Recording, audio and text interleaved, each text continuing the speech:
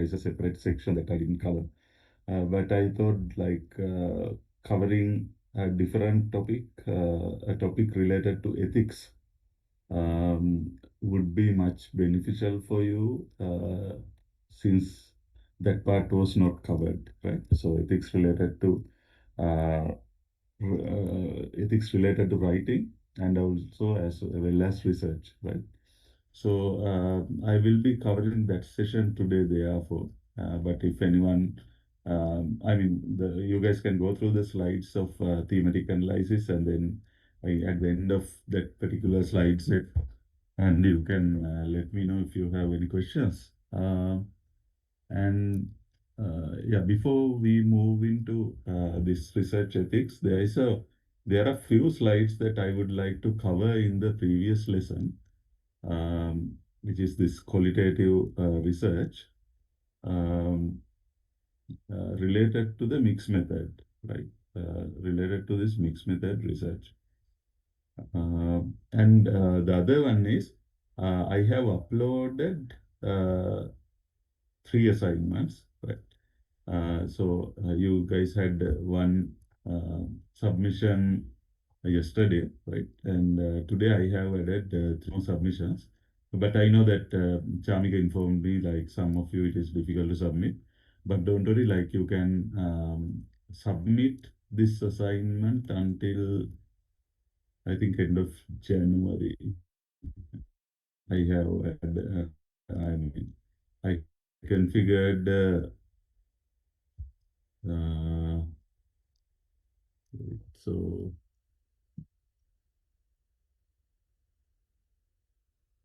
let me see the settings.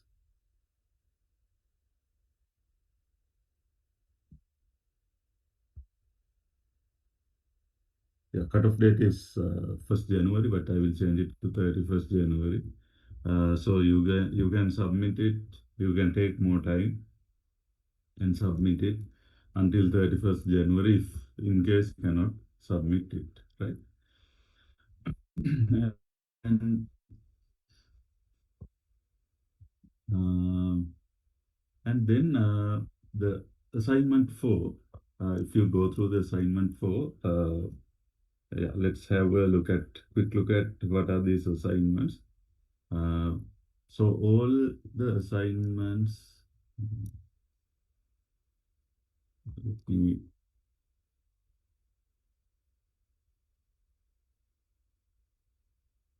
yeah, so this is assignment 4. In assignment 4, it is about a kind of scenario given, right? So it's a scenario based question. So what you need to do is like go through this scenario and then answer these questions, right? So this is how like assignments, usually we know that assignments marks are given like 100 marks. So this is how the marks um, uh, going to be divided for this particular assignment. So let's see this particular question, right? Let's read through the question. A longitudinal study is initiated to investigate the development of type 2 diabetes among the adult age 30 to 50 who are initially non-diabetic. Based on the data collected on age, BMI, etc., this set of variables. Um, Participants are followed diabetes and change the lifestyle and or health indicators, right? So, so this is a long-term research, right? 10-year. So the researchers are going to conduct this for 10 years. Based on the above scenario, critically discuss the research design, methodology, and ethical considerations involved in conducting this study, right? So there is one um, that is one of the reasons where we will discuss about ethical considerations today. So, uh, so you can explain the type of research and justification, identification, and classification of variables. Uh, so we have discussed about different variable types. So you can classify these variables we mentioned, right? Mentioned in the question into these type of variables. and data collection and analysis methods that you would like to use, and ethical considerations in the longitudinal health research, right? Because this is going to be 10-year long period, and you are going to collect data many times during that time, right? So it is a longitudinal research. Strengths and limitations of the study design, right? So you need to critically assess what are the strengths and limitations of the study design. So basically, this is aiming the research onion model lecture that we have, lesson that we have discussed, and also some part of like quantitative, qualitative data analysis part. So analysis. Yeah. Amendment 6 is also covering those things, and also the one of the part is related to the introduction to research. That lesson describe the generalizability concept, right? In the research, providing appropriate example, propose a research hypothesis that aligns with the concept of falsifiability in the scientific method. By providing an appropriate example, describe why that research hypothesis can be considered falsifiable. The company wants to assess the impact of different advertising strategies on sales. Business can predict sales and optimize their marketing budget by analyzing variables like, again, set of variables are given. Which data analysis technique will be suitable to solve this problem? Explain the process of making predictions using proposed method and raw data. So that is that assignment has three parts, and then you can do that. And assignment 5 is little bit of a different type of question. So there what you need to do is like you need to download a conference or journal paper related to your degree program. Let's say something related to cybersecurity can be downloaded, and then you need to select 20 sentences from that paper and identify the verb tense of these sentences, right? What is the verb tense? So we know that there are in English there are 12 tenses, right? Uh, Simple, like let's past simple, right? And uh, so simple present tense, simple past tense, and simple future tense, and then let's say then you have present perfect, past perfect, and future perfect, and you have present continuous, past continuous, and future continuous, and then you have present perfect continuous, past perfect continuous, and future perfect continuous, right? So related to this, I mean, related to at least five tenses, right? You need to select from a conference or journal paper. So the idea is for you to study what tenses are mostly used in academic writing, right? So usually this academic writing, uh, simple present tense, present perfect tense, simple past tense, right? So those are the three tenses which are heavily used. If you take a paper, like more than 90% is written using those three tenses, and then the rest is we are using some other tenses like future tense, etc. But those are used in specific places. So that is why this is given for you to go through a paper and understand like which sections usually written by using which tenses, right? The next one is like draw a timeline and position your 20 sentences on on a timeline. Something like this you can come up with. Uh, Let me show you the picture.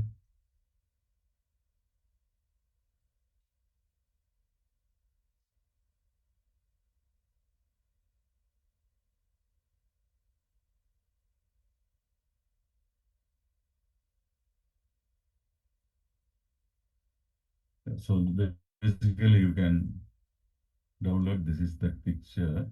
Uh,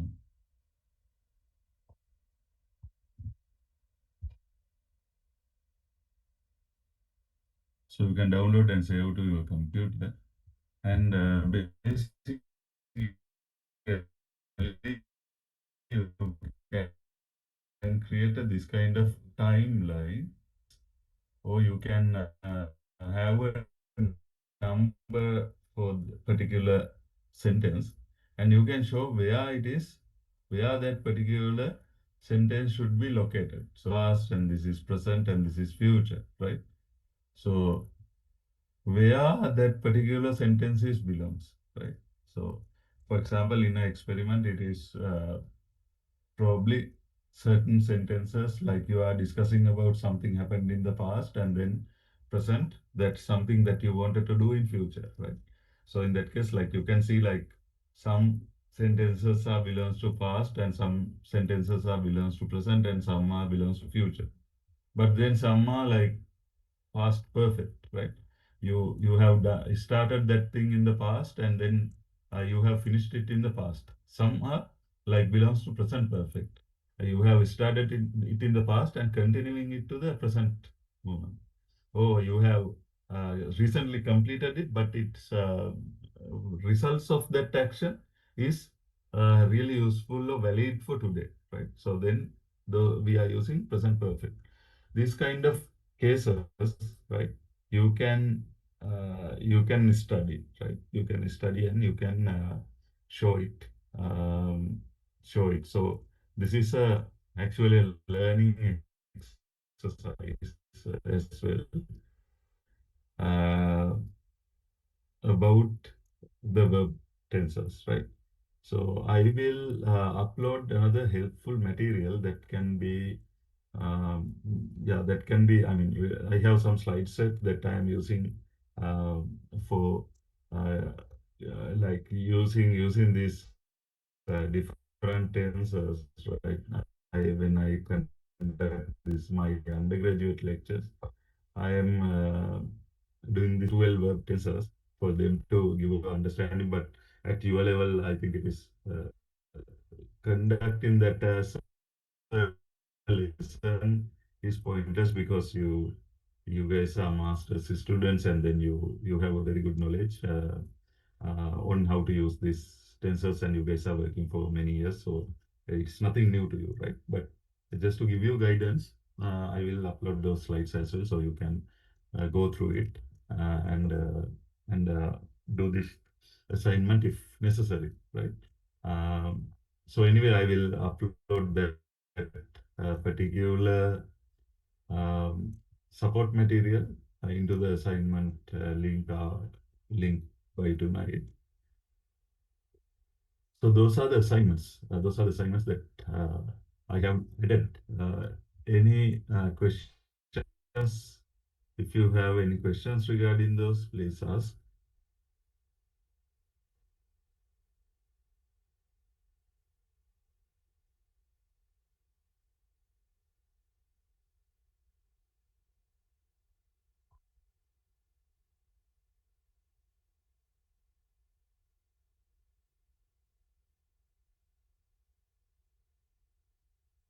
Mm. Yes.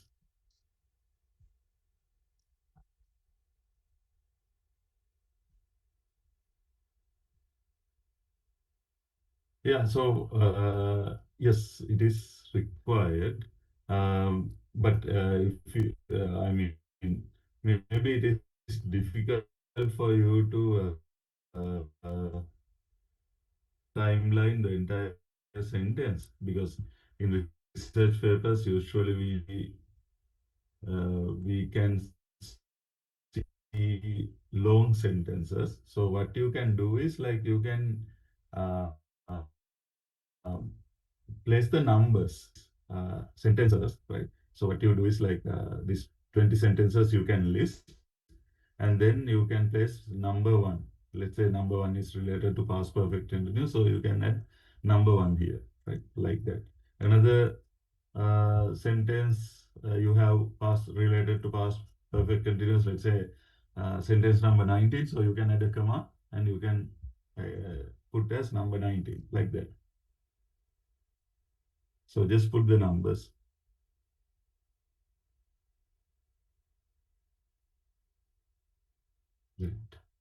Any other questions?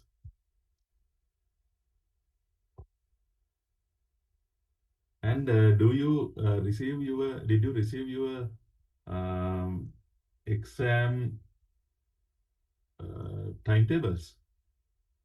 For this one, you don't have exam, but all right. But you are all right. But you know that your exam is going to start at from January 31st, right? Not ours, Right. not January 31st. We requested Shamik, I the can barely hear you. yeah, not January 31st. We are requested the postpone that January 31st one due to our batchmate February. wedding. So,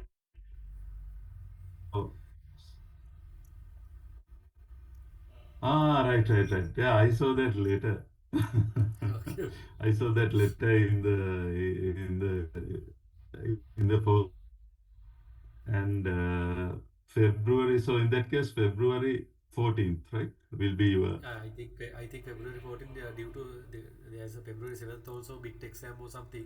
yeah. So your exams will be starting on February 14th Yeah. and 14th, 15th, and 21, 22nd, and maybe 28th and March 1. There's only four subjects, no? To us, we have. Yeah. But I mean, it depends. Like sometimes they will because uh, in case if exam branch cannot schedule, then they are Okay, also okay. keeping this 28 and 1st March. Okay. So, if something happens like let's say like you have only one module in one weekend, then they might schedule one on 28th and 1st March. Okay. Because what they have proposed to the board was like they have this 28th February and 1st March also as option. Okay. So Okay. yeah, probably everything finish will be finished by 22nd Okay. February, right? So 15th, right? 15th January, Yeah. right. So in our case, Chamika, we have done, including today, we are finishing 13 lessons. Okay. So tomorrow we can do one more lecture, right? Yeah, we can do it. Yeah. So we can do one more on 17th, and then we only need to do one. So that one shall we do on 6th January? Then we are done with the course. Yeah. Okay. 6th is the Tuesday, usual Tuesday slot. Okay. Right. So we will do two more sessions, one on 17th and one on 6th, and then we are finishing 15 sessions. Okay. Right. So let's do that, and then we will not be having any lectures on 13th lessons. So that is free, and then you can have this long 4 weeks, and then you can go for the exam. Right. Okay. So then we will uh, start our lesson. Let me yeah, mixed method research slides.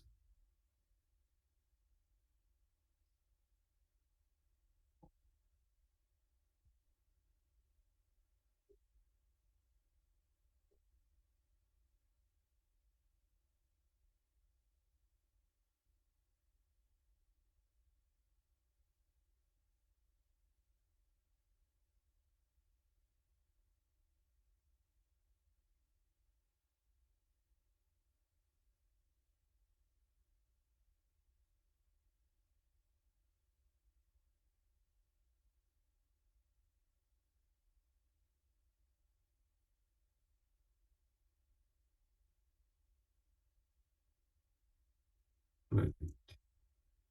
Uh,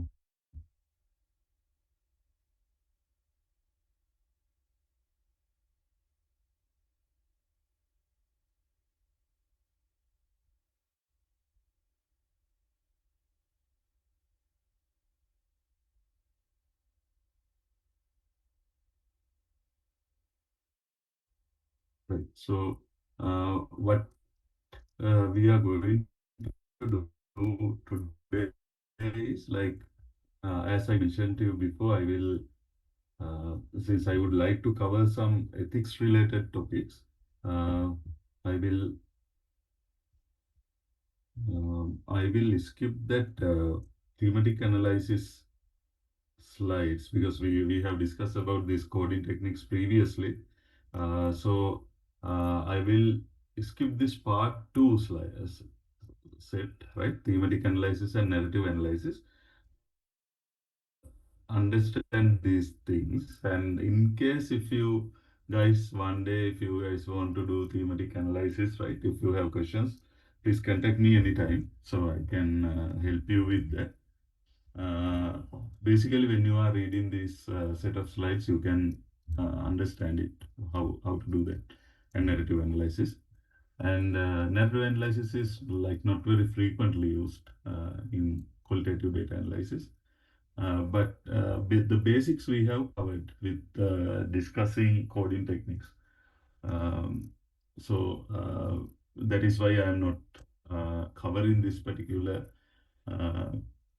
particular part since it can take like another 1 hour because we do not have much time left. And I think also touch a little bit on research ethics can be helpful for you guys. And also in research writing or technical writing, there are things like we need to consider related to ethics. So those topics we will discuss today.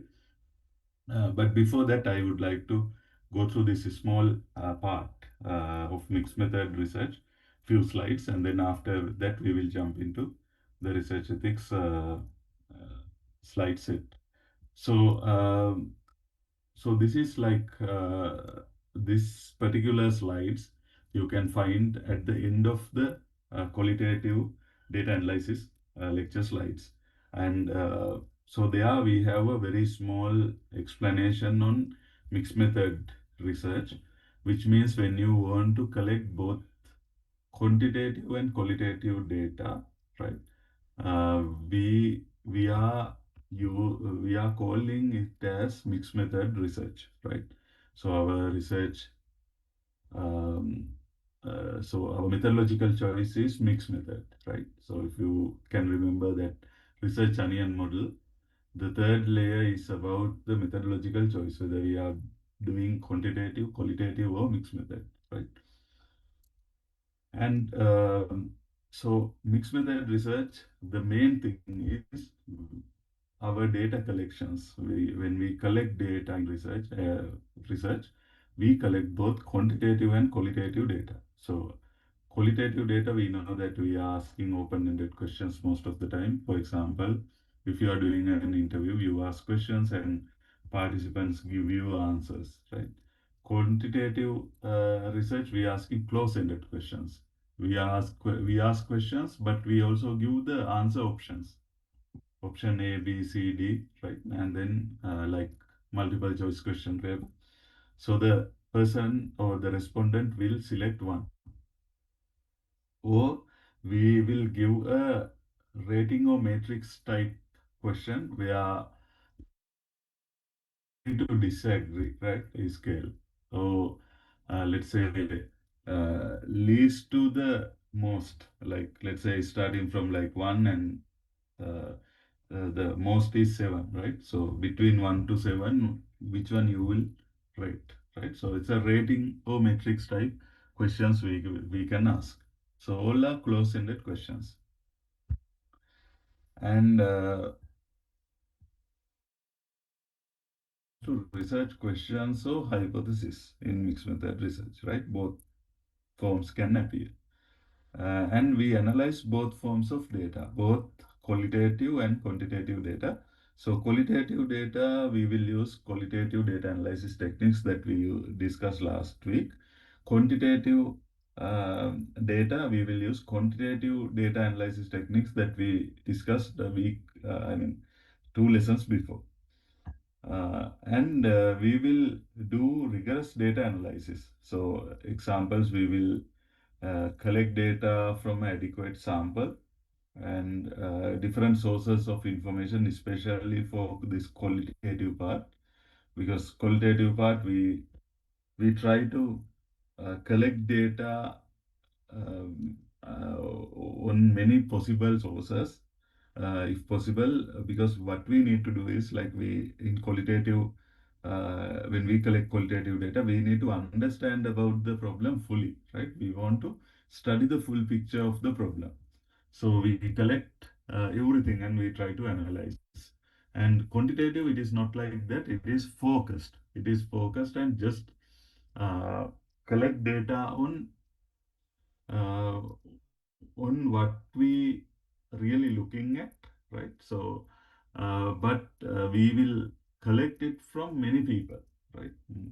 So that so quantitative data, we try to quantify things, we try to measure things, and we try to collect data from many participants, or as many as responses we can, and we try to generalize our findings, or we try to confirm or refute a hypothesis. So, so that one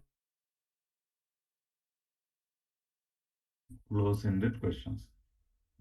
We need to ask the same question from the same set of questions from all the people. So then only we can generalize our findings. If person to person we collect different data, then we cannot generalize. And data are integrated through merging data, so connecting data or embedding data. So these are like different data, like different data, like analysis and interpretation techniques. But I will not go into detail about those in this particular lesson, because those are like related to research methods and we will not go into that. This is a technical writing data series, lecture series. So these procedures can also be informed by philosophical worldview or theory. For example, pragmatism uh, is the research philosophy uh, that can derive mixed method research designs. Uh, Also, like pragmatism, another two research type of research are design science research and action research, right? Both design science and action research, usually they will do also like collect qualitative and quantitative data, right? So in other case, like in other words, they are also using mixed method data collection and data analysis techniques. But specifically, when you think like your research is going to be mixed method, assume that you are going to do a survey with both qualitative and quantitative data, right? So then it is a mixed method research. So when you conduct mixed method research, there are few different mixed method research designs. Uh, First one is called as, this is what mostly people do, like convergent parallel mixed method design. So in this convergent parallel mixed method design, what happens is your quantitative part and qualitative part in the research conduct parallelly, in parallel. So let's say you send out a questionnaire and that questionnaire contains quantitative uh, questions as well as qualitative questions, right? So your research conducts at the same time, quantitative part and qualitative part conducts at the same time. And then what you do is like you will compare or relate what you find from here and what you find from here, you will compare or relate, right? And then you will discuss with a single interpretation. So that part is called as also like in research, it called as triangulation of data, right? Triangulation of data when you combine quantitative and how you can combine quantitative and qualitative um, uh, results together, right? It is called as triangulation of data. And what you can do by this kind of using this kind of design is you can do a side by side comparison. So by doing quantitative data collection and analysis, you will get statistical results, right? Results with numbers. And you can then discuss the qualitative findings. For example, if you find like key themes from this, right? So what are your conclusions and interpretations that you get from qualitative data analysis? You select the important codes, and then from those codes you develop categories, and from categories into themes, right? Or some hypotheses. So those things are the results that you get by doing qualitative data analysis. So that either confirm or disconfirm the statistical results, right? So you can compare what you find in the qualitative uh, data analysis, and you can compare it with statistical results. Sometimes they will confirm, they will align with each other, right? Sometimes there will be disconfirm. So then you can discuss what are the reasons why you receive different results, right? So maybe it is a limitation of our study design. Maybe our quantitative part is not really covering the areas which are required to cover, right? Because qualitative data collection, it is participants, right, who will tell anything that related to the problem, and that comes to their mind, right? So then, even if we ask about a particular thing or not, they are going to tell it to us, right? And if the researcher is good at listening and good at asking and digging this data, the qualitative data collection can cover many areas that quantitative data collections cannot do.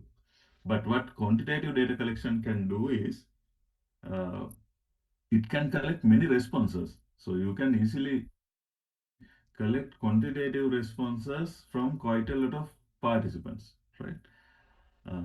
So let's say like you collect quantitative data collection through a survey and qualitative data collection through interviews. Maybe you will interview 20 people, but quantitative data collection happens for, let's say, 500 people, right? So you have so many responses. So then also quantitative data collection, right, can if the sample is representative, it can really represent the population, right? Not like qualitative data collection, it can represent the population um, quite accurately. So for the asked questions, you will get very accurate answers. So that is the on when we think about the quantitative side, so that is the positive on conducting a quantitative data collection. So you can merge these both positives together when you do a good mixed method research. So that is why people are trying to use mixed method research, because they can get a very good understanding, the complete understanding of the problem in different depths when they use mixed method research. So convergent parallel mixed method helps us to collect both types of data at the same time, and then we can do the analysis and compare and relate our results and come up with final interpretation. And the second one is called as explanatory sequential mixed method design. So without doing these two together, right, we can do one after the other. So explanatory sequential mixed method design, what happens is we collect the quantitative data collection first and analysis first, and then we see the results, and then we decide what kind of qualitative data collection and analysis we do. Maybe after doing quantitative data collection and analysis, we will see some interesting trends, uh, interesting results that we need to uh, study further, right? So you can conduct that qualitative data collection on concentrating a little bit more on those aspects, and you can find out what are the causes, right? Causes for receiving these results, right? So then you can do a very good explanatory study. You can identify the cause and effect, right, for those results. Assume that quantitative data collection and analysis gives you some results, but you do not know why or what causes them, right? So then you can do a qualitative data collection and analysis to find out what causes them, right? So then you can do a very good complete understanding and complete research on understanding the root causes of the of these problems and results. So that is why this method is called as explanatory sequential mixed method design. This type of mixed method design is better suited for people who are very good at quantitative research, right? Appeals to individuals with a strong quantitative background because then they can do a very good quantitative research or from field to relatively new to the qualitative approaches.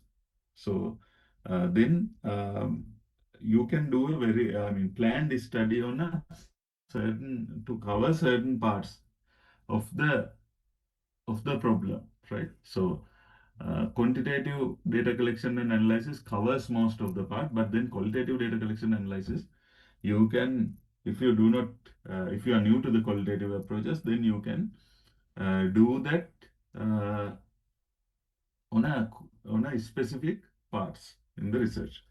But anyway, uh, so uh,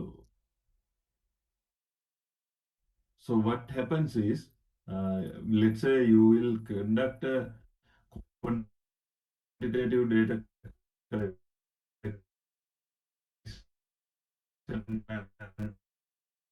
for the second, right? And then study further and go for interpretation. So that data collection, rigorous quantitative sampling in the first phase with purposeful sampling, so that judgmental or purposive sampling that we discussed can be used for qualitative phase, right? So quantitative data analyzed first, and those results are suited to design the follow-up qualitative study, right?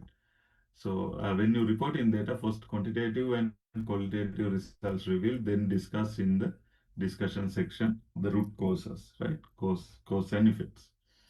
So this is the second type of study design. Third type is the reverse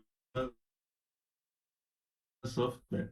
It is called as exploratory sequential mixed method design. First, you will do a qualitative data collection and analysis first, and then you build that.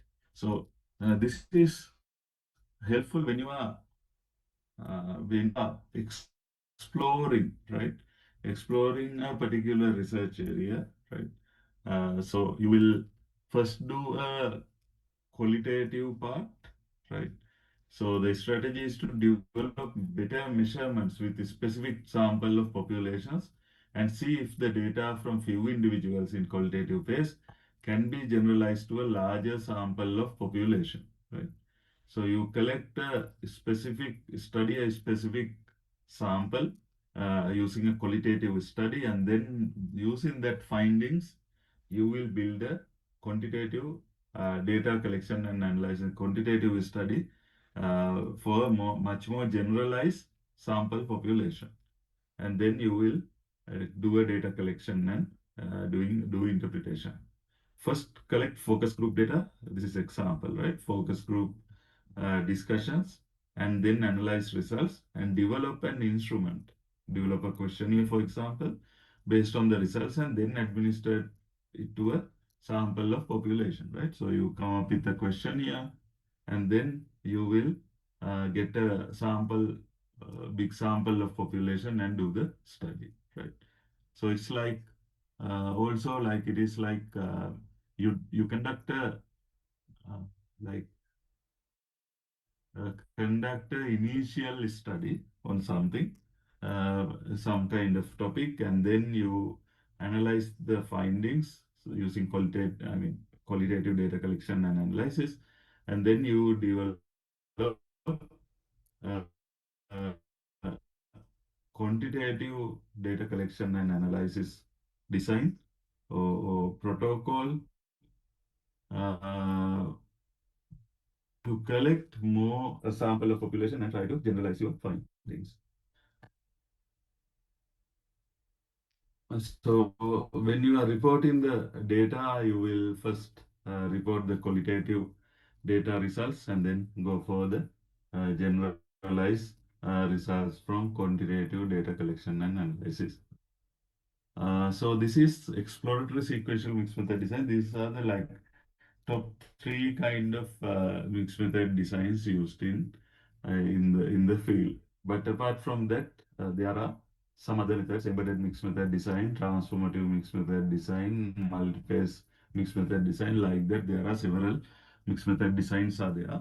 So maybe in case if you are doing mixed method design, these methods will be can be useful. So that is the small description that I want to give you on mixed method research. And now we will move to the new lesson. But before that, I would like to check whether you guys have any questions. And these are some useful references that you can read more about qualitative and mixed method research. Any questions?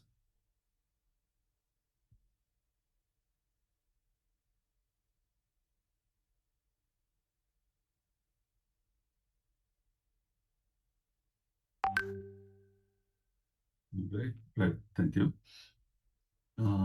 Then we will go for the next set of slides, which are called as research ethics. I will upload this slide set uh, later today. So so now we are going to discuss about uh, some ethics related to when you are conducting a study, conducting a research, when you are writing, doing a technical writing, right? So, what are the ethics, right? So, basically, research ethics cover these aspects, right? The first one is, let's say, objectivity. If you are doing a data collection or if you are doing a research, right? The objectivity is important, which means like you have with harmful intentions, right? So that is objectivity that we discussed previously under the axiology, right? Uh, in philosophical foundations, right? So we discuss about ontology, epistemology, and axiology. So axiology is about the objectivity, right? So whether we are doing morally correct things or not, right? Or ethically correct or incorrect, right? So these are related to the objectivity. So when you are doing something, your objectivity matters. And then honesty and integrity. When you do, let's say, data collections and data analysis, whether you are doing it honestly, whether you are not making the data, not altering the that you have correct, right? So that honesty and integrity of the when you are going through the process, honesty and humans and animals, right? So how you care them, right? So how you take a good care of them and then doing these things with properly treating them, right? Not forcing anyone to collect data, right? So these cover some ethical aspects. And responsible publication, when you publish your findings, when you write your dissertation, when you write your portfolio, when you write a research paper, right? Any other report, you need to think of lots of things, right? For example, you you should not plagiarize, which means you should not take other people's ideas and writings and present them as yours. And if you if you are doing scientific publications, if you use AI tools, you mentioned what AI tools up to what extent that you have used, and you take responsibility of what you are publishing. And so if there is a team who is publishing, then everybody is responsible for that particular publication.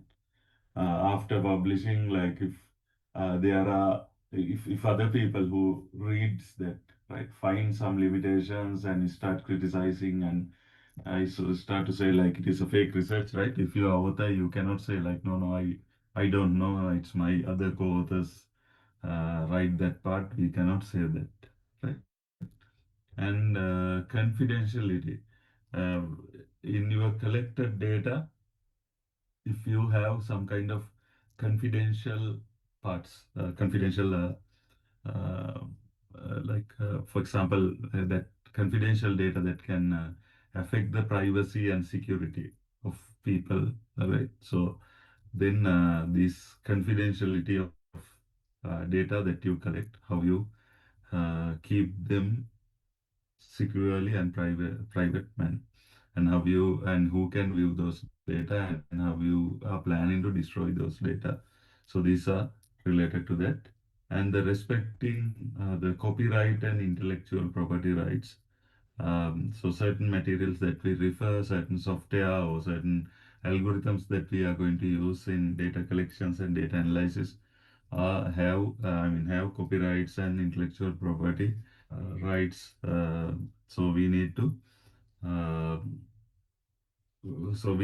uh, use them under the provided guidelines. So these are the main areas of research ethics. First, we will discuss like ethics background and some examples of ethics violations. Then we will discuss on these aspects: authorship, plagiarism, conflict of interest, data management, misconduct, research with animals and humans, and predatory publishing.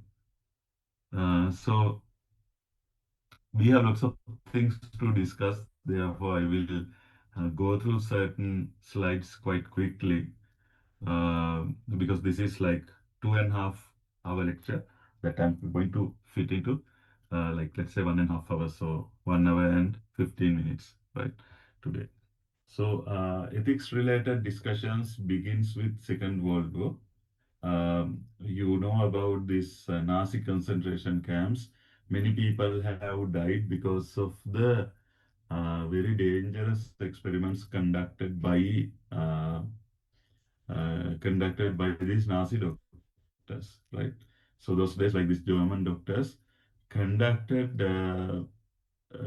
very inhuman and dangerous experiments on the people who are living in the concentration camps, inmates. So then so many people have died, and actually they have conducted many important research. For example, study uh, like some next level psychological experiments, and then medical experiments, like some experiments that we cannot think today as possible on human brain, right? Because based on ethics principles, some things that we cannot do, but they have done those things. But so their findings are really valuable, but the problem is the way that they conducted it, right? So they didn't care about the human lives, and even people died from those experiments. They didn't consider those, because they had many people. They had thousands and thousands of people who are in these concentration camps, and even they live or die, they didn't care, right? So as a result, so many people have died.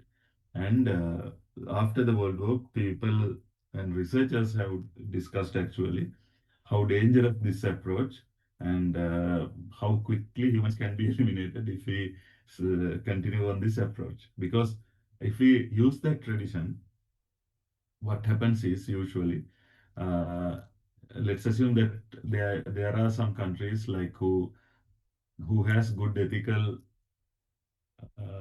ethics rules, right?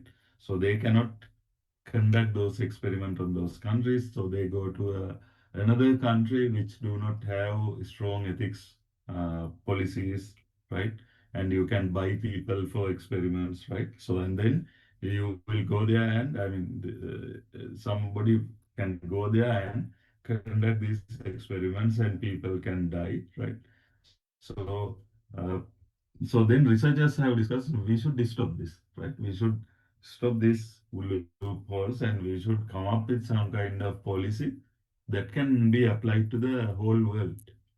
So that is why Nuremberg Code of Ethics came in after the Nuremberg trials.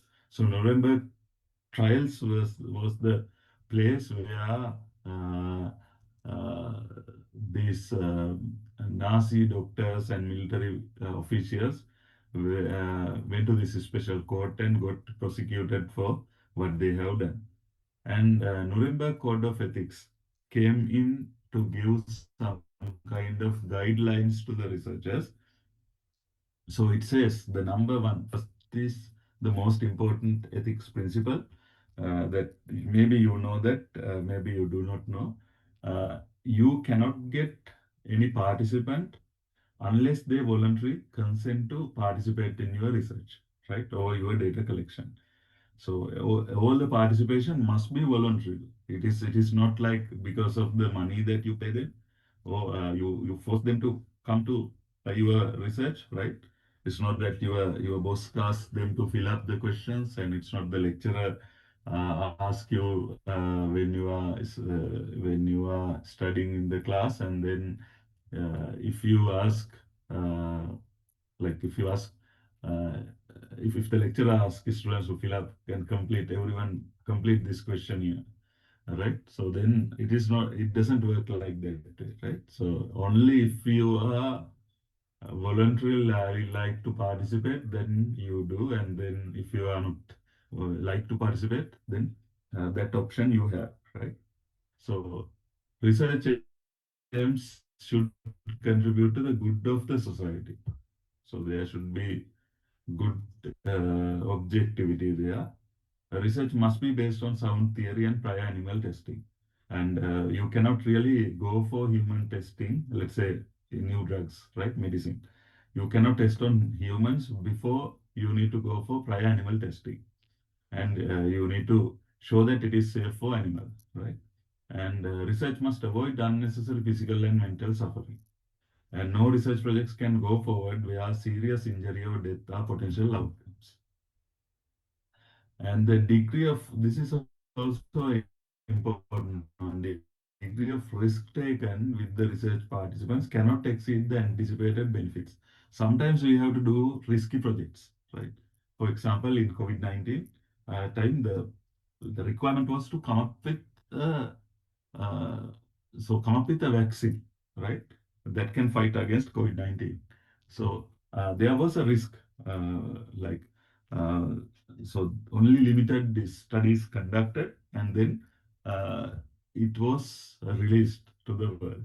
But so the risk taken was higher in that particular case than the normal cases, but it has greater anticipated benefits, right? And then even though there are certain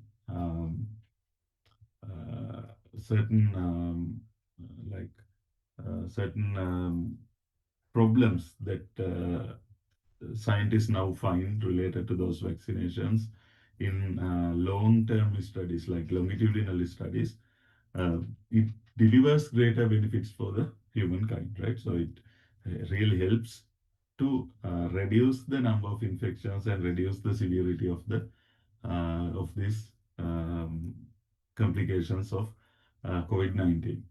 And the next one is proper environment and protection for participants is necessary. So when you have participants for testing, right, proper environment and protection is required. And experiments can be conducted only by scientifically qualified persons. So that is why like ethics related certificates and courses are there that you need to follow. Even if you like this technical writing, actually you cannot use it as a statement. But when you apply for ethics related ethics clearance one day from ethics board, then you can mention, for example, if you follow a course module called research methodology, then you can say like I have followed this particular methodology, research methodology, and then module research methodology, and there I have learned about how to ethically conduct a research, right? So that is uh, a kind of qualification, but there are ethics related qualifications that you can obtain. For example, like the safety qualifications, like laboratory safety, chemical safety, electrical safety. There are certain certifications that you can get. Like that, ethics also, you can participate to the ethics workshops, courses, and then you can uh, use those certificates to conduct research. So scientifically qualified persons, so you need to have scientific qualifications. For example, if you are doing a medical research, there should be a medical practitioner, right, who conduct this test on humans. So then those kind of people should be there. And then if you are doing a computer science related research, you need to be a qualified person related to computer science. And plus, you need to have these ethical certificates or ethical qualifications.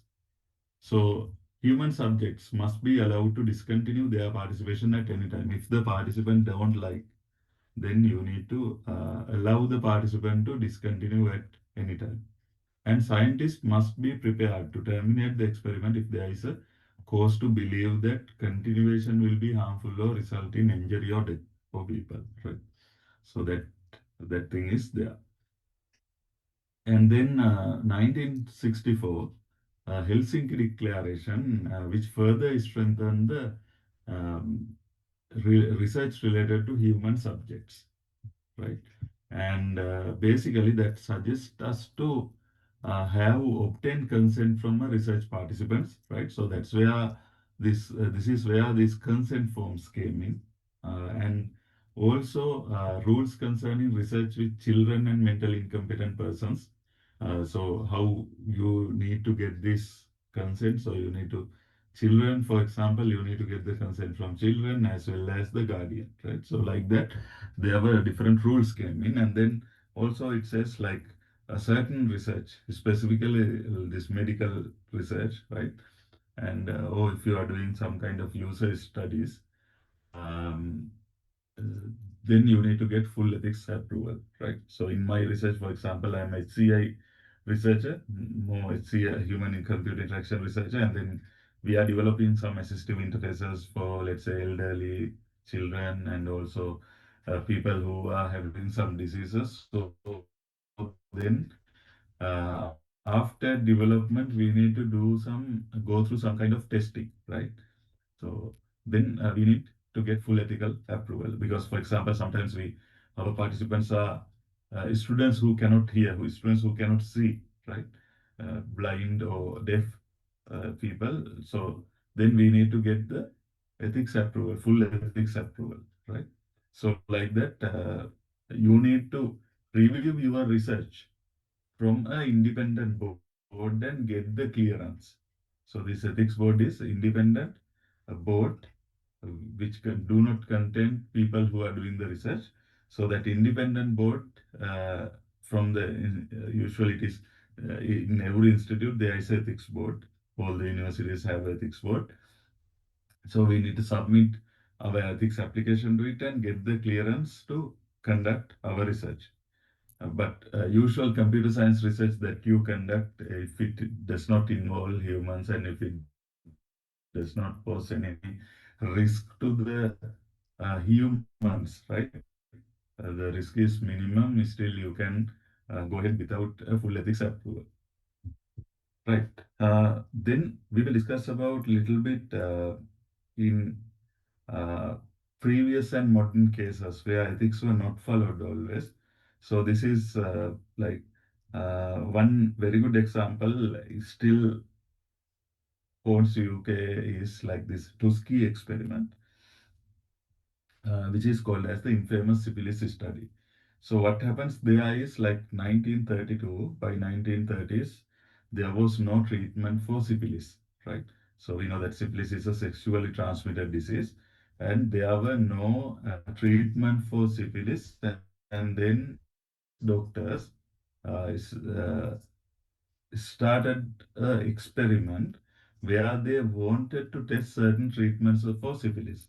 But then, how to find these syphilis patients uh, was difficult by that time, because people will not really turn up for these kind of studies, because since it is a STD, people usually uh, not openly say that I am a syphilis patient, right? So, like that. So, the route that they have taken, these scientists have taken, is to make syphilis patient, right? So, if you get a healthy individual and you make that person as a syphilis patient by making that by infecting them, right?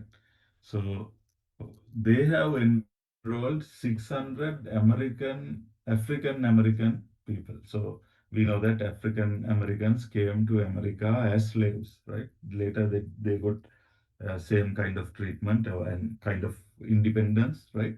And then, but still by that time they were like treated not really like uh, actual Americans, right? So they were kind of uh, lesser, uh, I mean, they were kind of lesser treated type of people. So, so those doctors, that research team selected 600 African Americans who are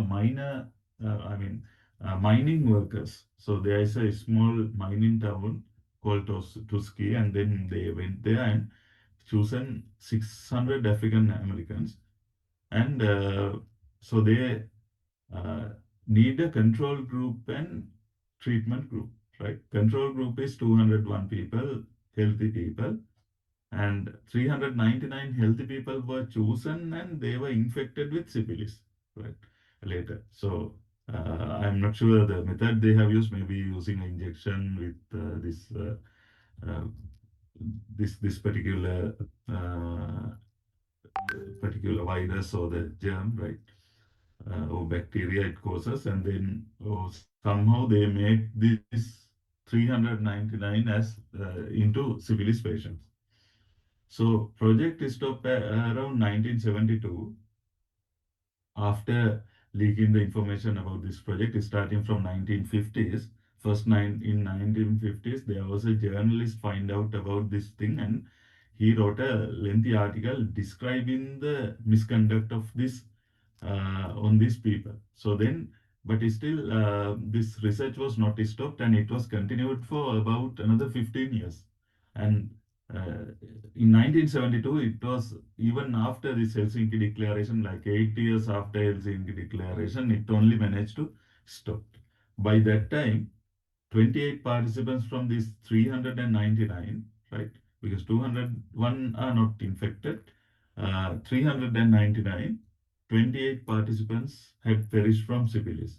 100 has more died from related complications. There are some other complications, right? After syphilis, there can be some other complications. From those complications, another 100 people died. So altogether, 128 people from these 600 have died because of this, right? Just because of syphilis. And then 40 spouses of these men, right, had been diagnosed with syphilis, and disease had been passed to 19 children at birth. So that is like transferring the disease into the next generation, right?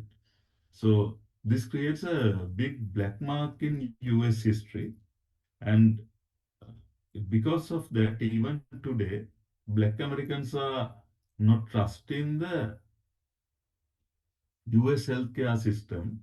Sometimes when they go for when US government is promoting some kind of vaccination programs, that also happens in COVID-19, right?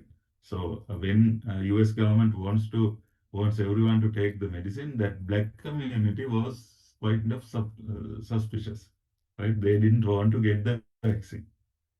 So at first, so it's still when there is this kind of studies going on, black American people believe that maybe these drug companies or these people, right? These researchers going to trick them, right? And then they are using them for these studies in a wrong way, right? So that is, therefore, this goes as a very good case study for ethics, where ethics were not ethics, research ethics were not followed. And if we think of modern day examples, some modern day examples, we all know that our mobile phones, we are using installing apps, and then we are always giving all the permissions, right? Those apps requested. But if you just see what can be done if we give the apps to when we installing a particular app, we give the permission to camera and microphone, right? So then they can record anything of us when the app is running for foreground, and they can collect data about us, and then they can upload those pictures and videos to their servers, right? And they can run real-time face recognition. They can identify whether we are alone or whether we are surrounded by some friends and who are our friends, right? So all these things they can analyze without any other concept, right? So it is totally up to app developers and rules defined in particular countries, right, for these kind of apps, right, uh, to save the participants, right? So if app developers are responsible, then if they are following proper ethical practices, then we will be safe. And also, our country, if our country has very good hard rules on this, right?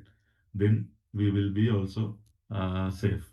So that is why, for example, like this, sometimes US and Europe ban certain apps, right? And certain countries banning TikTok, certain countries banning like some apps because they think what they show is this ethics related issues, ethics and privacy related issues. So they says like these data are collected and then sent to the servers, and it is not transparent enough. So maybe people are these companies are collecting this data, and they are sharing this data especially with other agencies, right? Which for example, US is always like thinking on what Chinese and Russian governments going to do, right? So then, so they really upset if this data, right, US users data is passed into this government or secret agencies by these companies, right? So like that. So I mean, it happens both ways. So also the other governments, right, are not trusting the US based companies. So that is why this Gmail is prohibited in China, right? So because Chinese government do not have a confidence on Google, on how this Google manage and they manage their data, and whether they are sharing this their users data with these secret or secret government agencies and teams, right? So these are modern day ethics related issues. And you can also see like Facebook was recently criticized like few years back of their advertisement uh, platform where you can publish ads, right? So you can search a particular type of users and you can do targeted ad campaigns to them, right? So one journalist for fun try to find Jew, Jewish people hate us, right? So let's say like people who these days, for example, if I search and people who hates Israel, right? So then I can I mean, what happens with Facebook is Facebook filters and show this particular screenshot is from that, right? 2274 people who hate Jewish people around your area, right? So, so if you see this one, right, if you what you can see and understand is you can you can see now if a person who has like who is an extremist or a person who needs to push some kind of agenda can misuse this kind of environments, right? So later Facebook admits and fix this issue, but like that there can be many loopholes in these social networks, right? uh, where people can exploit those and then use it for incorrect or unethical things. Another good case study from modern day examples is the Cambridge Analytica scandal, right? So that was a case where Facebook users' data was misused.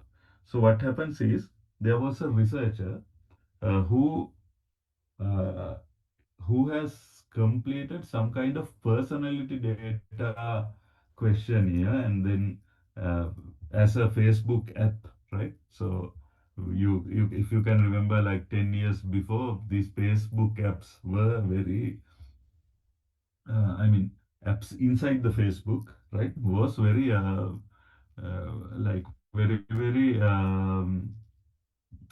popular thing. So people went into Facebook and play games, etc. Right. So then there was an app which can do free questionnaire. After filling up a free questionnaire, and it will give you about your personality information. Right. So we know that there are different personality traits, and then after filling up the questionnaire, the app and websites these days available that tells you about what kind of personality you are, right? So so what happens is in 2014 there was a Facebook quiz invited users to find out their personality type, and then they have collected the data of those taking the quiz, but also recorded the public data of their friends. So those days, Facebook had an option if one user, right, given the consent to data collection, then through that profile you can collect data of their friends as well. For example, friends public data, right? Public data, publicly available data of the people in the person's friend list. So which means, uh, let's say if one person install this particular app, right? And then if that person has 300 friends, and all these 300 friends publicly available data, not restricted data, public data can be collected, right? So what happens there is like around 300,000 people have installed the app, right? So 300,000 people. But then these 300,000 people has many other friends, right, connected to them. So in total, 87 million people's accounts, right? 87 data about in 87 million people were collected, right? So it's a huge database, right? 87 million, right? So, it is claimed at least some of the data was sold to the Cambridge Analytica. So, for this particular person who conducted this study, Cambridge Analytica was the uh, company Cambridge Analytica is a data analytic company who supported the supported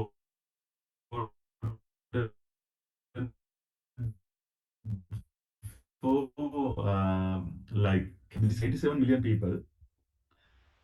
It is claimed that this particular researcher has given some amount of data to Cambridge Analytica, which is used to psychologically profile voters in the US, right? So from 87 million people, right? 87 million people, right? So then Cambridge Analytica, what they did was psychologically profile people who vote, whether this person is a Republican person, right? This whether this person is might vote for Democratic, right? Like that, and then you can see like there are people who can change, right? In Sinhala we call that Pavini Chand, right? So like that, but after that, what we can do is like we can, I mean, they can do is like assume that targeting on these people, right? So that targeted ad campaigns can be run, and then it can manipulate people's decisions, right? So that's what they did, and in 2000, so it Cambridge Analytica um say that they didn't broke any laws, right? But there were lots of accusations against them and Facebook that they manipulated the US presidential election, right, in 2016, and that helps Donald Trump to come to the power, right? So after this legal battle, Facebook had to pay a big fine, so which is 5 billion US dollars, right? We know that in Sri Lanka, our total foreign debt is about 50 billion, right? Facebook itself pays $5 billion for their mistake, right? So then they fixed that apps cannot download these people's profile data without consent. So new policies were came. Uh, but the problem is not only stopped there, right?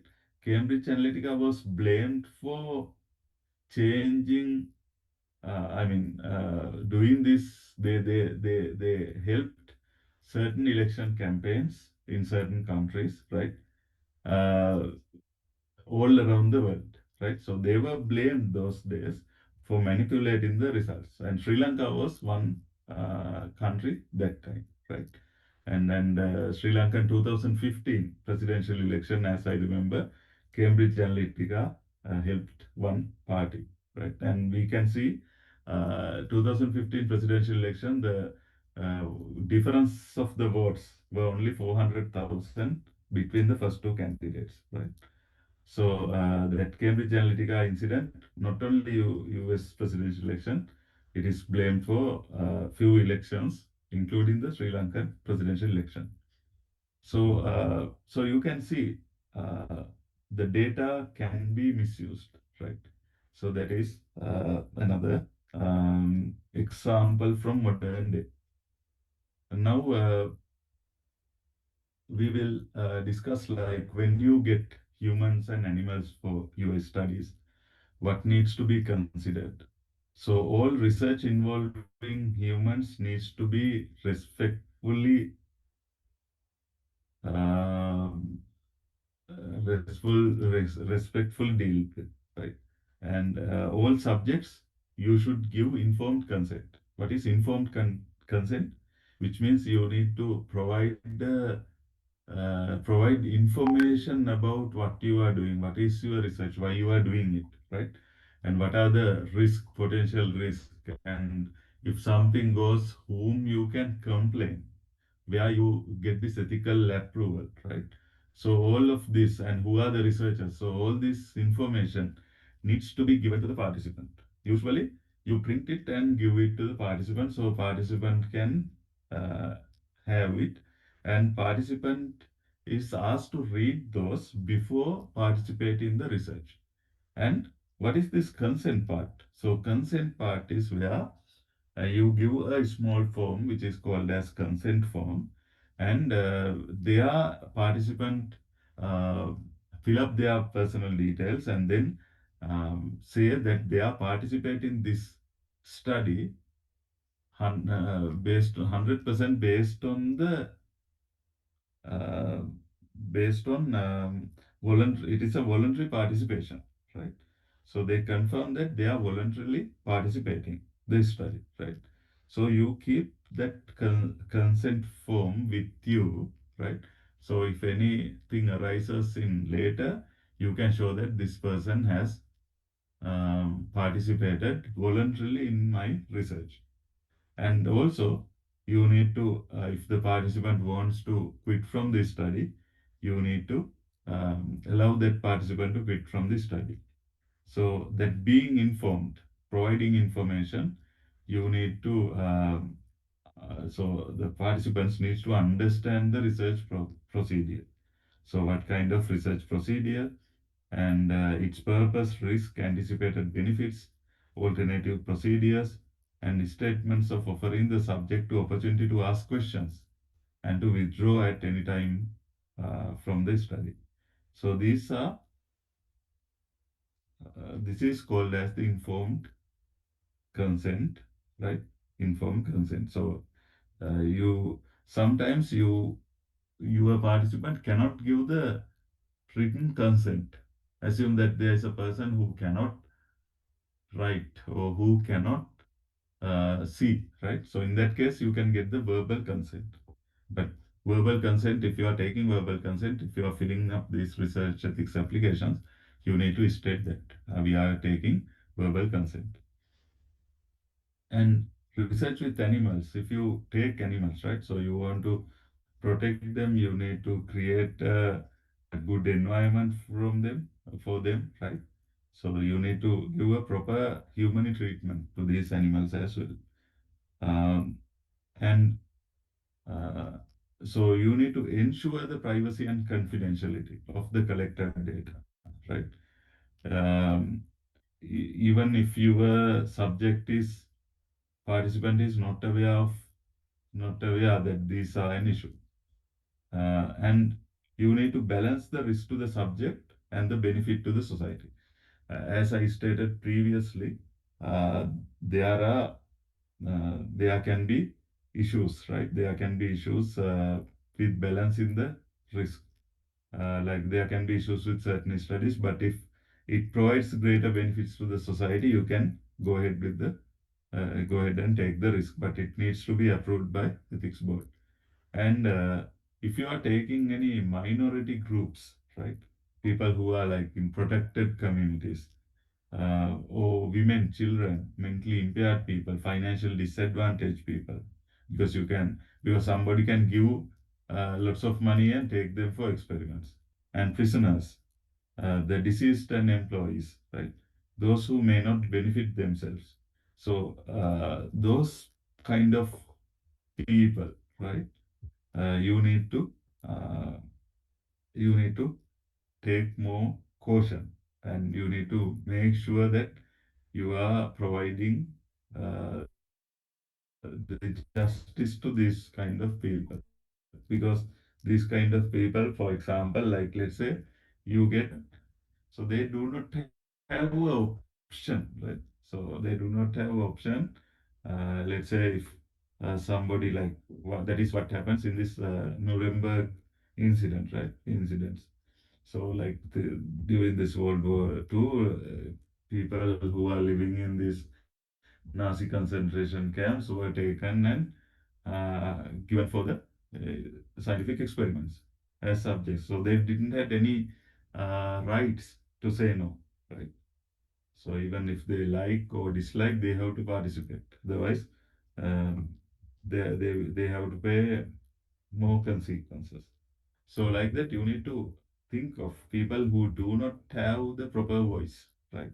And you protect them. And ethics clearance forms.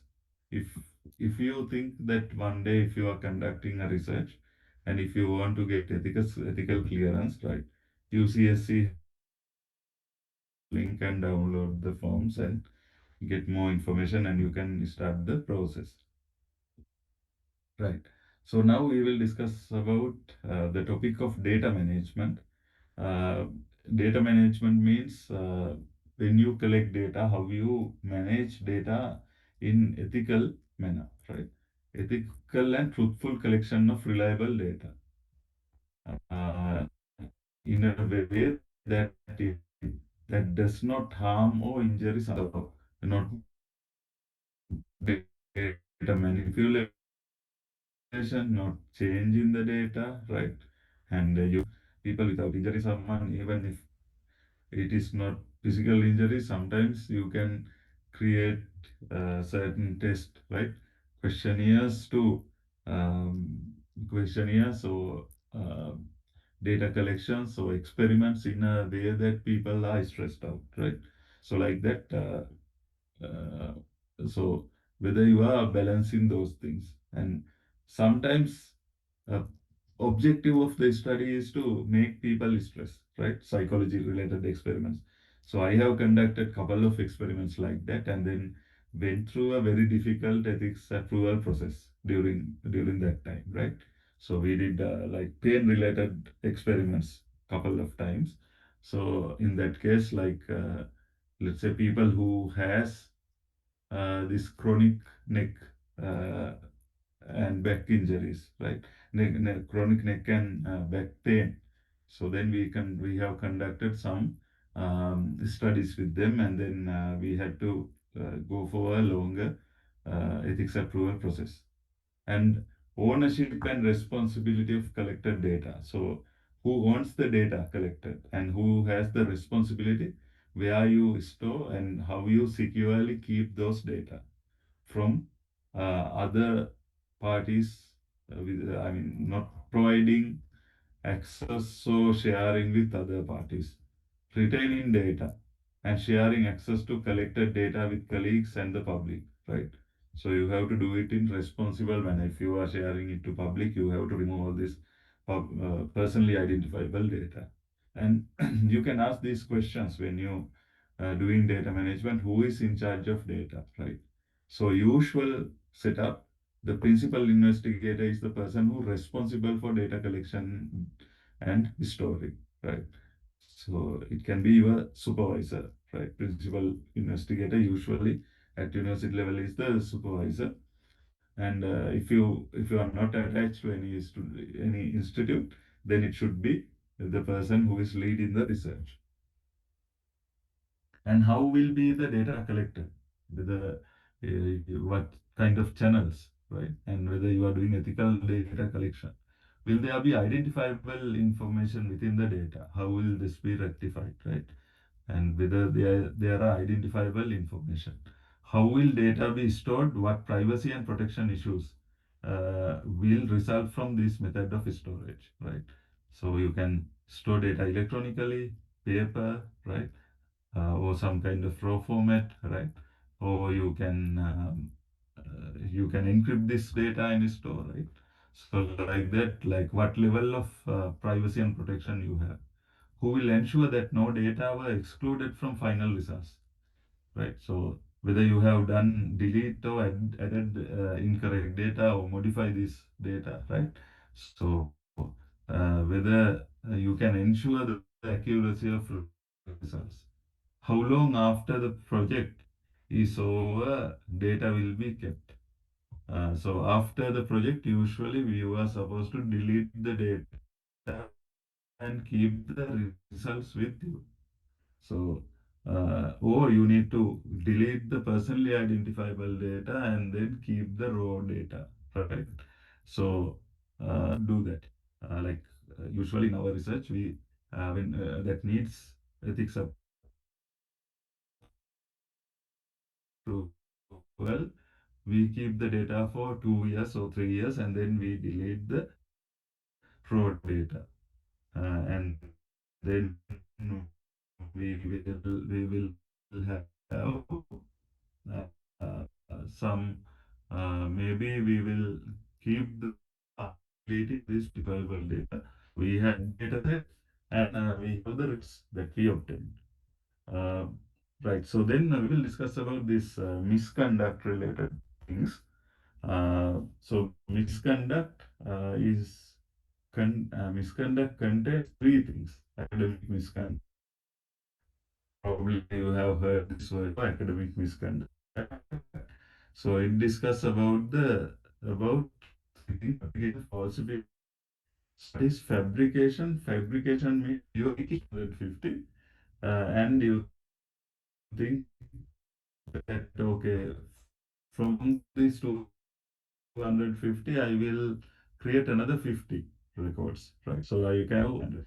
So then it is fabrication of data, right? Making up data. And the next one is falsification. The data be manipulated or changed to have positive results, right? Uh, so that is a falsification. Or research manipulated the falsification we can see at many levels, even even today, like when this, especially these drug companies testing their new medicines, right? So most of the times, these research designs and these things are I mean, are all most of the time criticized towards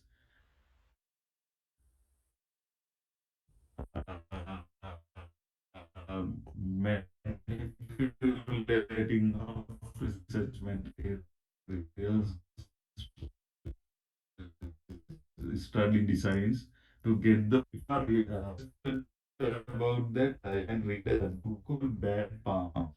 Uh, so and then YouTube pictures of that with Bad Palm.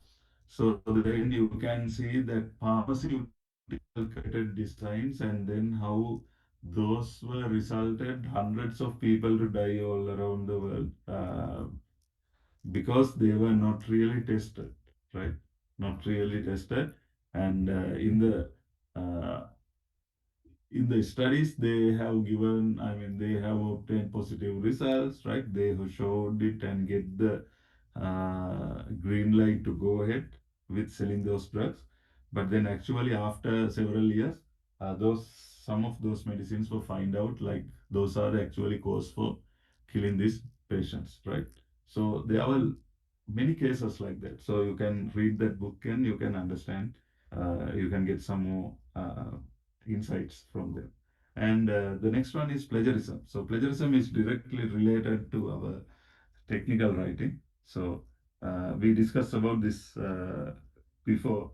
So plagiarism means appropriation of another person's work as your own. So if you present that work is yours, right? Another person's work, idea as yours, that is, you will be caught under the plagiarism. So to get away with plagiarism, you always need to give the proper credit to the person who originally came up with the idea, or originally written that particular part, or who originally created that image, right?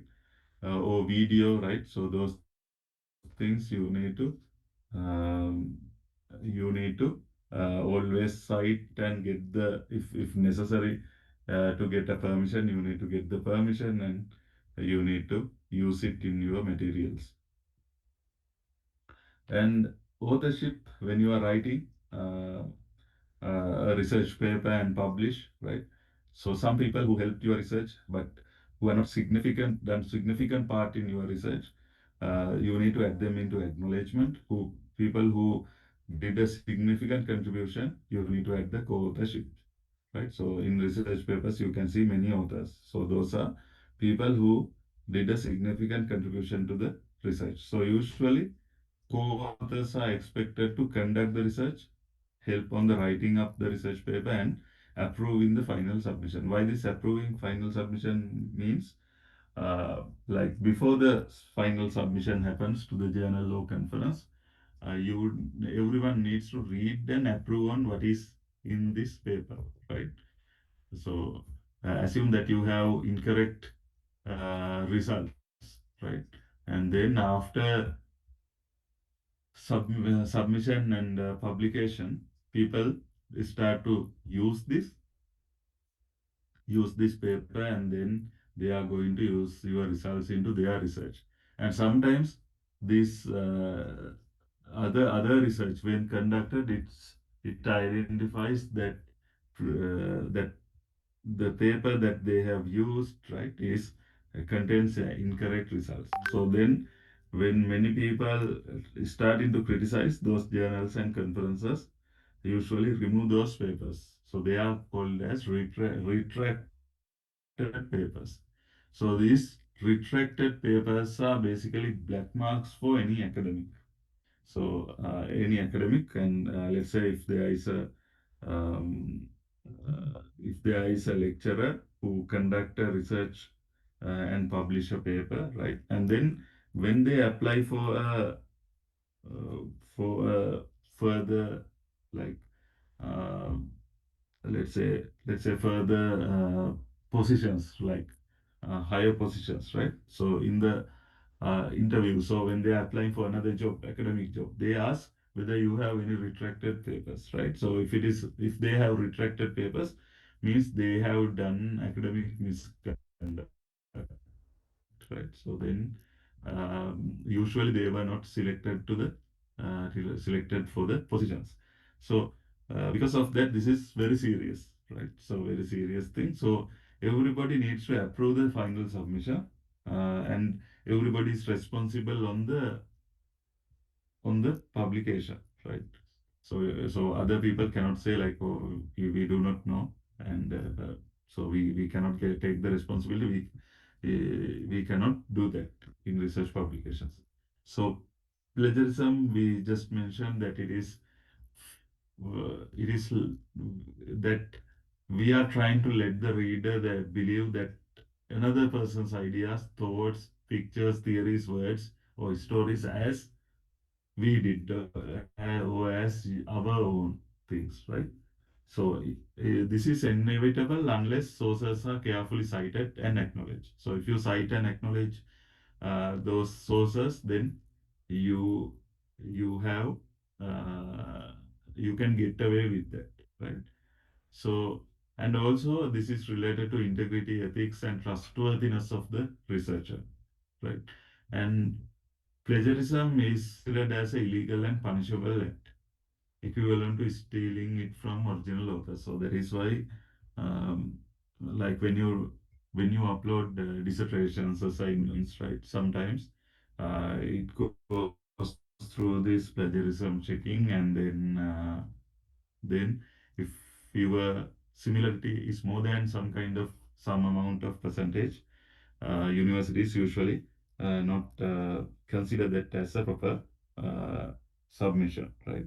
So then either they will ask students to resubmit, or they will impose a penalty on that.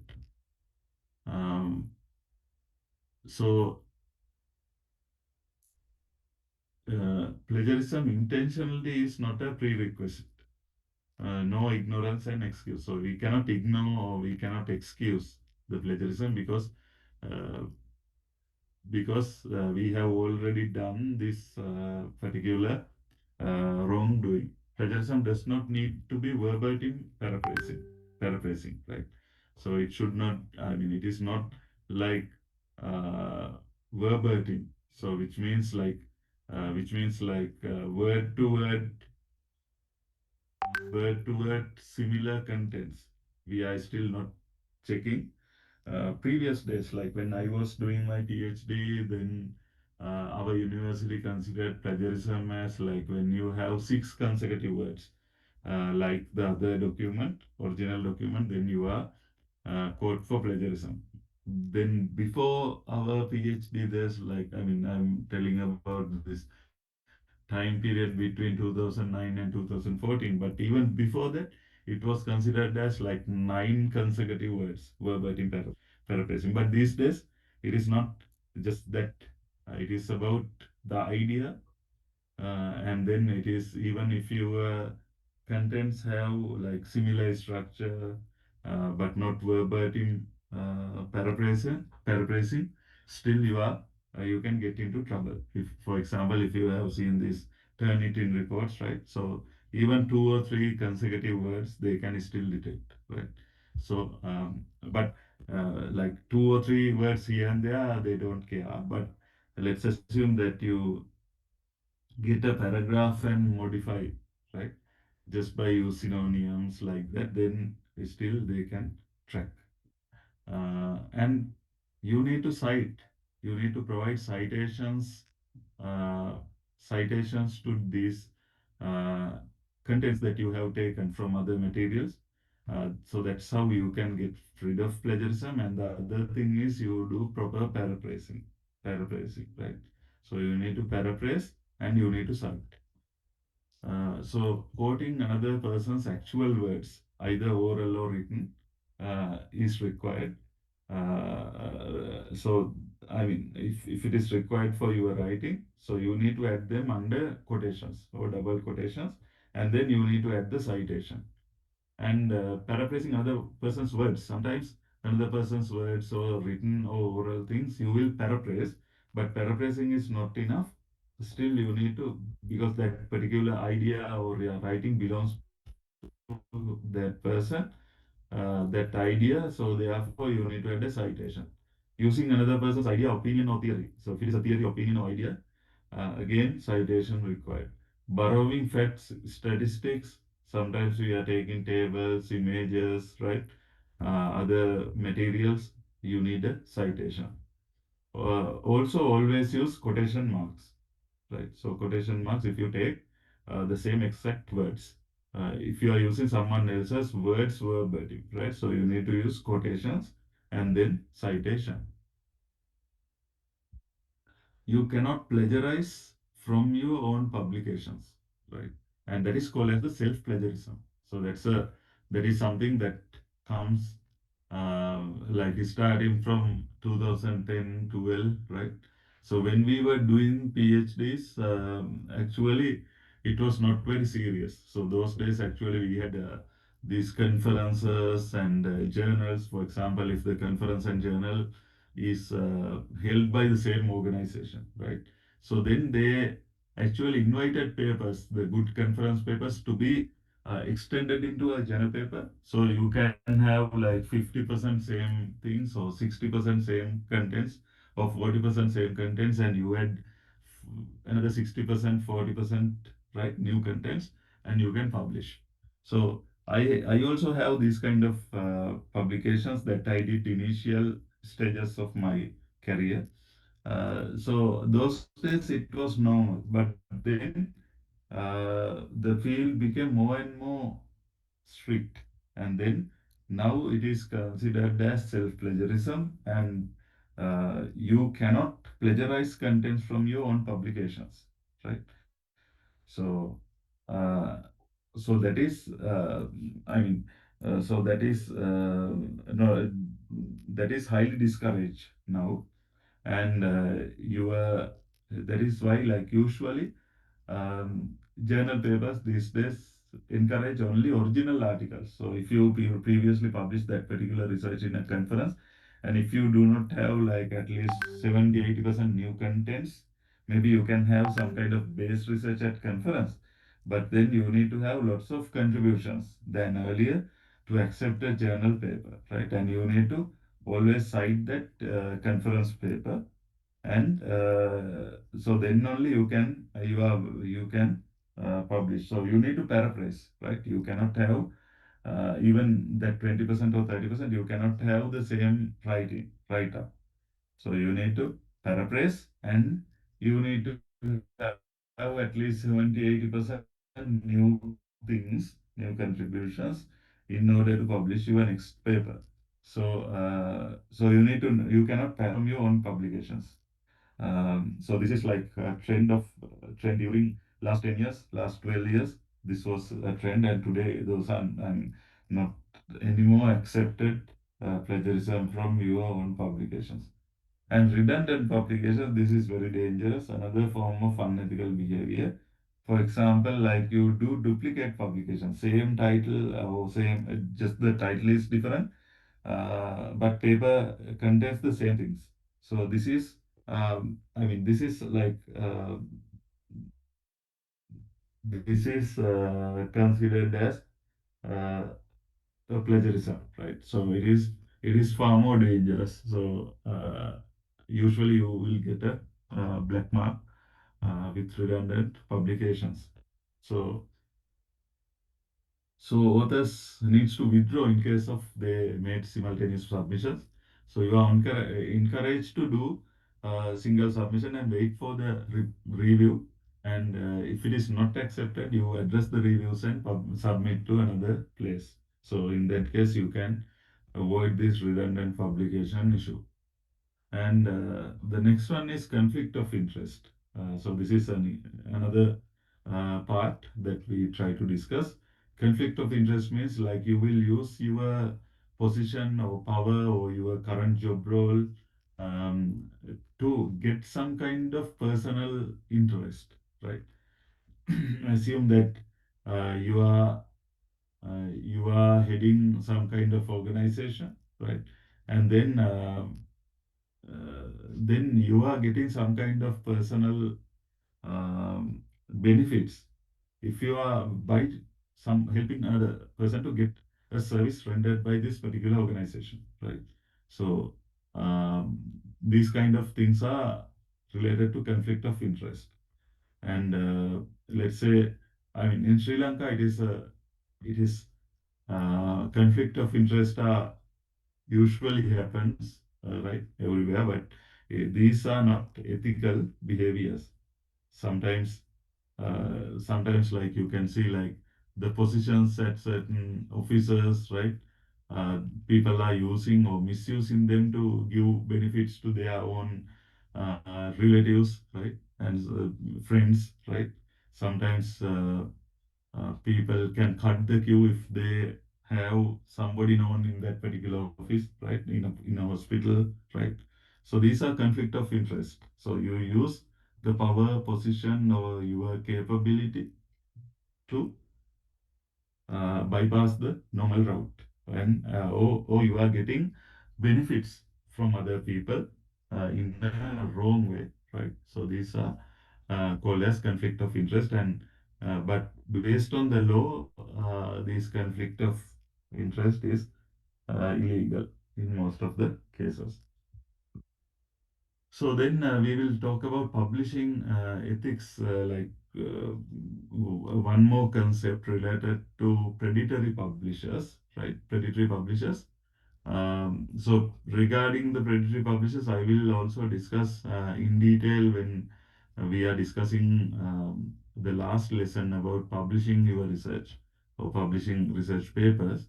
So basically, you can publish your research in conferences, journals, and books. And however, there are a set of predatory publishers. If you can these days find thousands of journals, usually thousands of journals and conferences are doing predatory publishing, which means what is predatory publishing means accepting the papers without proper scientific review process, right? So usually when you submit a research paper to a conference or a journal, it will be reviewed by experts in that field, right? Some people, like two or three or more um, uh, experts in that particular field, will go through your paper and identify whether it has significant limitations, whether it has wrong data, right? Whether it is aligned with some previous experiments or previous research papers published in the area. So all of these things will be checked, and they will write a report. But what predatory publishers does is, so for example, like this IEEE um, conferences and journals, ACM conferences and journals, right? So these kind of good publishers are there. If you think about some other like elsewhere, right?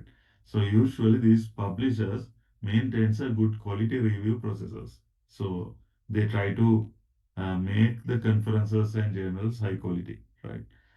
Which indexed under them. So, but predatory publishers just think about the money. So they runs the journals or conferences to earn money, because that publications, academic publications is a good business model. So when these open access journals comes in, what predatory publishers did was like open access journals with publishing in very quick time, right? So they basically provide no very little review. So lots of faulty papers because of this checking is not, peer review process is not there. Sometimes even the authors don't know what limitations they have, or whether they are over claiming things, or whether they are generalizing their findings when they cannot do. So with these limitations, still they publish.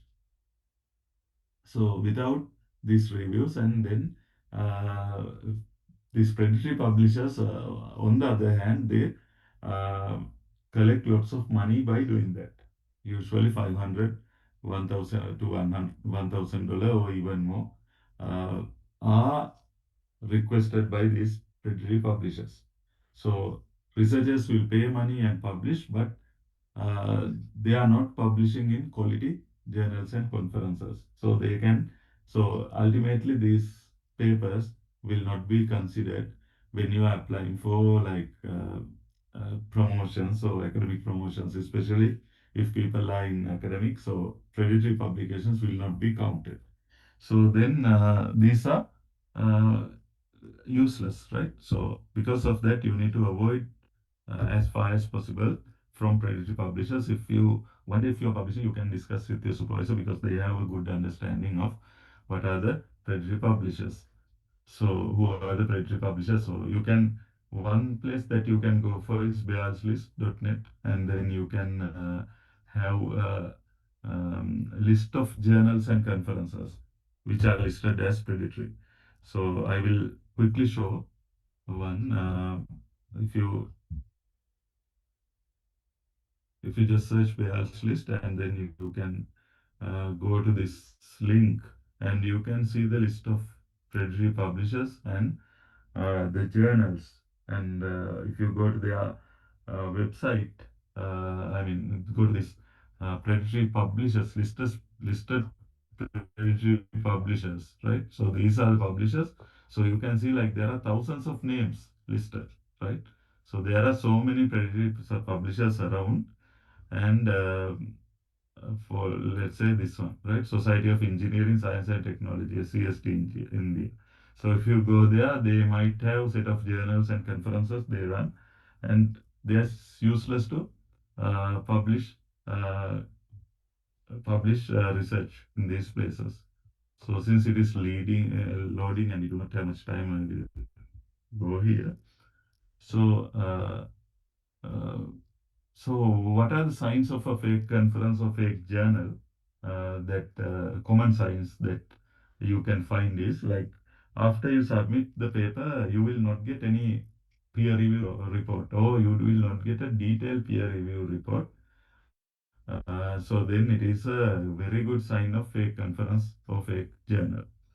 And the conferences is usually frequent, unusually frequent, because usually good conference happens only once a year, or uh, one time in 2 years, some conferences like Interact, for example. And most of the conferences happens only one time a year, right? So once a year. But these conferences, predatory conferences, they want to make more and more money. So what happens is like they will have a conference every 6 months, every 3 months, right? Like that very high frequency. What they do is they collect some papers and take money, and then held a very low quality conference and publish those. And sometimes you will find conference names with suspiciously similar name already which is a good conference or good journal. But this fake journal or fake conference has a very similar name. The organizers are charging higher than normal fees sometimes, and technical program is broad.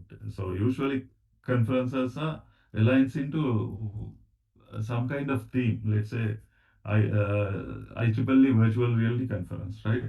Um, let's say human computer interaction conference like that.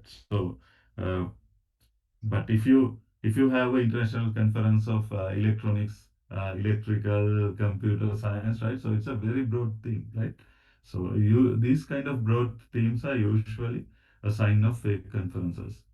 And also sometimes the language of the conference website is not high quality, and they basically copy paste things from the previous conference. So you can check the language and you can identify that.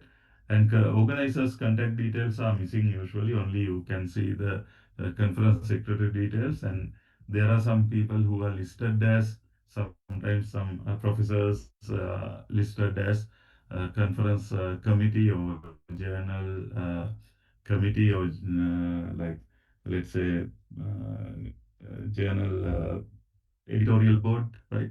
So, but these people are not be able to connect, right?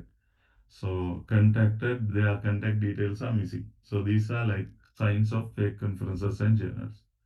So in conclusion, uh, as a researcher, right, you are responsible to the society and the environment that you are researching because there are lots of things depends on that. Every research generates new knowledge and the knowledge that you generate will be used by the fellow researchers who continues after that researcher, right, after you. And if we do not do things in ethical manner, right, even if you are a developer, right, even if you are workplace, right, so you are not developing the apps in ethical manner, right? If you are not handling the data that you collected on the people's personal information, right, in ethical manner, right? So you are putting the entire field in risk, right? So that is the conclusion. And yeah, we have managed this long topic by 9 a.m. So that's good. And do you guys have any questions?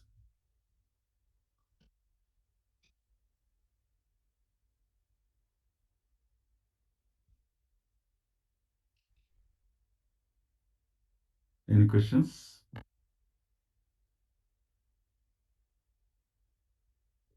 Right.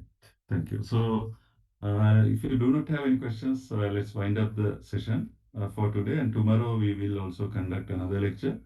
So we will do the session number 14 tomorrow and session number 15 on 6th January.